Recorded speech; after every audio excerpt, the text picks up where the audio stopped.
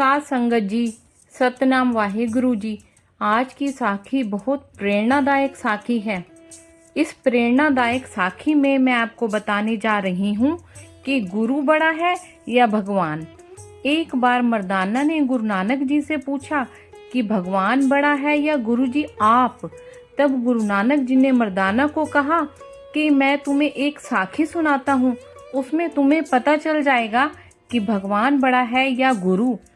और यह कबीरदास जी का दोहा है गुरु के ऊपर कि गुरु के गुण अनगिनत हैं। सब धरती कागद करूं, लेखनी सब बन राए, सात समुद्र की मसी करूं, गुरु गुण लिखा न जाए। अर्थात सारी धरती को कागज बना लिया जाए, सब वनों की लकड़ियों को कलम बना ली जाए, सात समुद्रों की स्याही बना ली जाए, तो भी गुरु के गुण लिखे नहीं जा सकते। गुरु की महिमा का वर्णन नहीं किया जा सकता। आगे कबीरदास जी ने एक और दोहा लिखा है, कबीर ते नर अंध हैं, गुरु को कहते और, हरि के रूठे ठोर है, गुरु रूठे नहीं ठोर। इस दोहे में कबीरदास जी कहते हैं कि वे मनुष्य नेत्रहीन के समान हैं, अर्थात वे मनुष्य अंधे हैं जो गुरु के महत्व को नहीं जानते। भगवान के रूठने पर मनुष्य को स्थान मिल सकता है, लेकिन गुरु के रूठने पर कहीं स्थान नहीं मिल सकता। चलिए आज की साखी शुरू करते हैं। गुरु रामदास जी का एक शिष्य था समर्थ, जो भिक्षा लेने के लिए गांव-गांव में जाया करता था और घर घर जाकर भिक्षा मांगता था। और वह कैसे भिक्षा मांगता था? गुरु की जय भिक्षाम देही, गुरु की जय भिक्षाम देही। एक बार की बात है, वह एक घर के सामने खड़ा हुआ, दरवाजे के सामने, और वहां से वो भिक्षा मांग रहा था। वहां भी वह यही बोल रहा था, गुरु की जय भिक्षाम देही, गुरु की जय भिक्षाम देही। तभी भीतर से जोर से दरवाजा खुला और एक बड़ी बड़ी दाढ़ी वाला तांत्रिक बाहर निकला और चिल्लाते हुए बोला, मेरे दरवाजे पर आकर किसी और का गुणगान करता है, कौन है तू? तब शिष्य ने गर्व से कहा, मेरे गुरु रामदास जी हैं। तांत्रिक ने सुना तो क्रोध में आकर बोला कि इतना दुस्साहस कि मेरे दरवाजे पर आकर किसी और का गुणगान करता है, तो देखता हूँ कितना सामर्थ्य है तेरे गुरु में। मेरा श्राप है कि तू कल का उगता सूरज नहीं देख पाएगा, अर्थात तेरी मृत्यु हो जाएगी। उस शिष्य ने सुना तो वो देखता ही रह गया और आसपास के गांव वाले कहने लगे कि इस तांत्रिक का दिया हुआ श्राप कभी भी व्यर्थ नहीं जाता। बेचारा युवा अवस्था में ही अपनी जान गंवा बैठा। शिष्य उदास चेहरा लिए वापस आश्रम की ओर चल दिया और सोचता जा रहा था कि आज मेरा अंतिम दिन है, लगता है मेरा समय खत्म हो गया है। वह जैसे ही आश्रम में पहुंचा तो गुरु रामदास जी उसे हंसते हुए बोले कि ले आया भिक्षा। फिर दोबारा गुरु जी ने पूछा उससे, ले आया भिक्षा? बेचारा शिष्य क्या बोले। गुरुदेव हंसते हुए बोले कि भिक्षा ले आया? शिष्य ने बोला, जी गुरुदेव, भिक्षा में अपनी मौत ले आया, और सारी घटना सुना दी। इसके बाद एक कोने में चुपचाप बैठ गया। गुरुदेव बोले, अच्छा चल भोजन कर ले। शिष्य बोला, गुरुदेव आप भोजन करने की बात कर रहे हैं, मेरे यहाँ प्राण सूखे जा रहे हैं, भोजन तो दूर एक दाना भी मुंह में नहीं जाएगा। तब गुरुदेव बोले, अभी तो पूरी रात बाकी है, अभी से चिंता क्यों कर रहा है? चल ठीक है, जैसी तुम्हारी इच्छा। यह कहकर गुरुदेव भोजन करने चले गए। फिर सोने की बारी आई, तब गुरुदेव ने शिष्य को बुलाकर बोले कि हमारे चरण दबा दे। शिष्य बोला मायूस होकर, जी गुरुदेव, जो कुछ क्षण बचे हैं जीवन के, उस क्षण में आपकी सेवा करके ही प्राण त्याग करूं, यही अच्छा होगा। फिर गुरुदेव के चरण दबाने की सेवा शुरू की। गुरुदेव बोले, चाहे जो भी हो, चरण छोड़कर मत जाना कहीं भी। शिष्य बोला, जी गुरुदेव, कहीं नहीं जाऊंगा। गुरुदेव ने कहा, अपने शब्दों को 3 बार दोहराओ कि चरण मत छोड़ना, चाहे जो भी हो, कहीं भी मत जाना।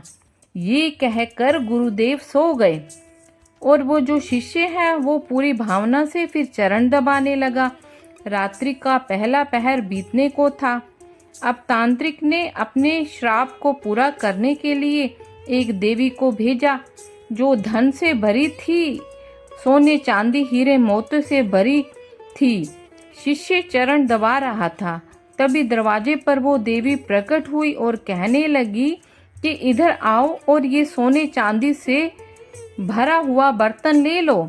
शिष्य भी बोला, जी मुझे लेने में कोई परेशानी नहीं है, लेकिन क्षमा करें, मैं वहाँ पर आकर नहीं ले सकता हूँ। अगर आपको देना ही है तो यहाँ पर आकर दे दीजिए। देवी ने ये बात सुनी और कहने लगी कि नहीं नहीं, तुम्हें यहाँ आना होगा, देखो कितना सारा धन है। शिष्य बोला, नहीं, अगर देना है तो यहीं आ जाइए। तांत्रिक ने अपना पहला पासा असफल होता देखकर दूसरा पासा फेंका। रात्रि का दूसरा पहर बीतने को था। तब तांत्रिक ने उसी औरत को शिष्य की माँ का रूप बनाकर भेजा। शिष्य गुरु के चरण दबा रहा था, तभी दरवाजे पर आवाज आई, बेटा तुम कैसे हो? शिष्य ने अपनी माँ को देखा तो सोचने लगा, अच्छा हुआ जो माँ के दर्शन हो गए, मरते वक्त माँ से भी मिल लेता हूँ। वह औरत जो माँ का रूप धारण की थी बोली, आओ बेटा गले से लगा लो, बहुत दिन हो गए तुमसे मिले। शिष्य बोला, क्षमा करना माँ, लेकिन मैं वहाँ नहीं आ सकता क्योंकि अभी गुरु चरण की सेवा कर रहा हूँ। मुझे भी आपसे गले लगना है, इसलिए आप यहीं आ जाओ। जब उस औरत ने देखा कि चाल काम नहीं आ रही, उसकी यह चाल भी काम नहीं आ रही, तो वह वहाँ से चली गई। अब रात्रि का तीसरा पहर बीता और इस बार तांत्रिक ने यमदूत वाला राक्षस भेजा। राक्षस पहुंचकर शिष्य से बोला कि चल तुझे लेने आया हूँ, तेरी मृत्यु आ गई है, उठ और चल।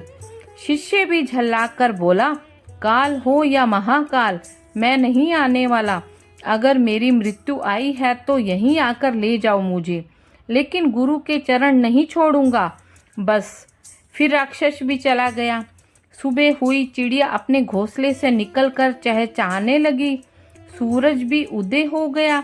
गुरुदेव रामदास जी उठे और बोले कि सुबह हो गई। शिष्य बोला, जी गुरुदेव सुबह हो गई। तब गुरुदेव बोले, अरे तुम्हारी तो मृत्यु होने वाली थी ना, तुमने ही तो कहा था कि तांत्रिक का श्राप कभी व्यर्थ नहीं जाता, लेकिन तुम तो जीवित हो। शिष्य भी सोचते हुए बोला, जी गुरुदेव, लग तो रहा है कि मैं जीवित ही हूँ। फिर रात्रि की सारी घटना याद की। फिर समझ में आई कि गुरुदेव ने क्यों कहा था कि चाहे जो भी हो जाए चरण मत छोड़ना। शिष्य गुरुदेव के चरण पकड़कर खूब रोने लगा। बार बार यही कह रहा था, जिसके सर पर आप जैसे गुरु का हाथ हो, उसे काल भी कुछ नहीं कर सकता। और इस कहानी से हमें यह शिक्षा मिलती है कि गुरु की आज्ञा पर जो शिष्य चलता है, उससे तो स्वयं मौत भी आने से एक बार नहीं अनेक बार सोचती है। तभी तो कहा गया है, करता करे न कर सके, गुरु कर सो जान, 3 लोक 9 खंड में, गुरु से बड़ा न कोई।